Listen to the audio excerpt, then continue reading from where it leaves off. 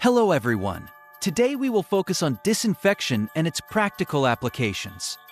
Over the next 5 minutes, we'll clarify key terms, examine ideal properties, review common agents, and show how disinfectants work at the molecular level. This video is measured and instructional, with clear subtitles and simple icons to help you remember the differences and best practices. We'll include animated 3D diagrams of membranes and protein denaturation to visualize how certain disinfectants inactivate microbes.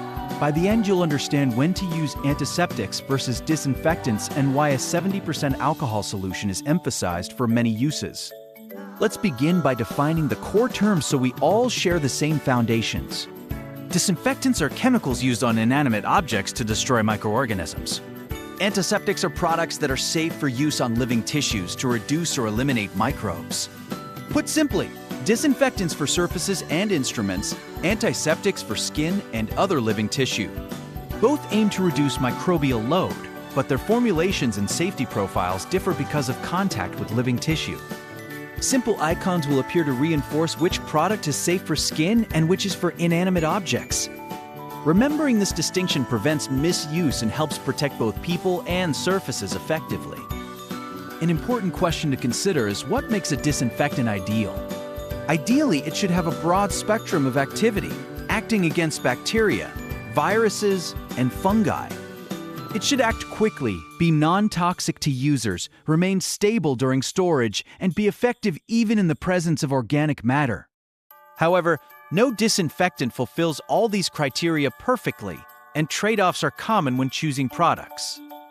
On-screen bullets will summarize the ideal criteria so you can compare products quickly.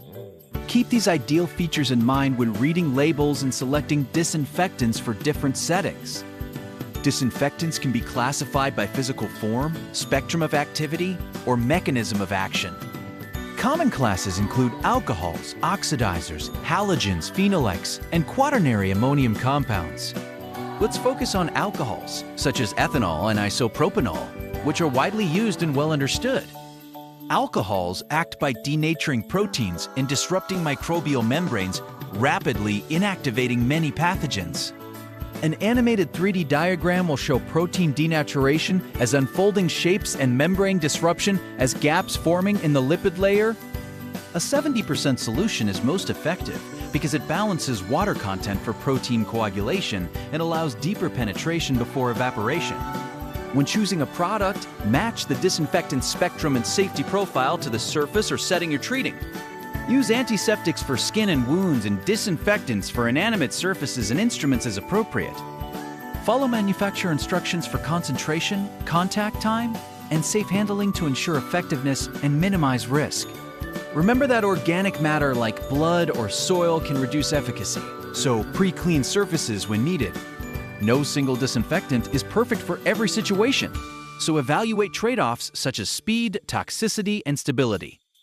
In summary, disinfectants for objects, antiseptics for tissues, check labels, pre-clean if needed, and remember 70% alcohol is a widely effective option. And that wraps up today's topic. If this explanation helped you understand the concept more clearly, make sure to like the video and subscribe to this channel for more simplified lab technology and radiology lessons powered by AI.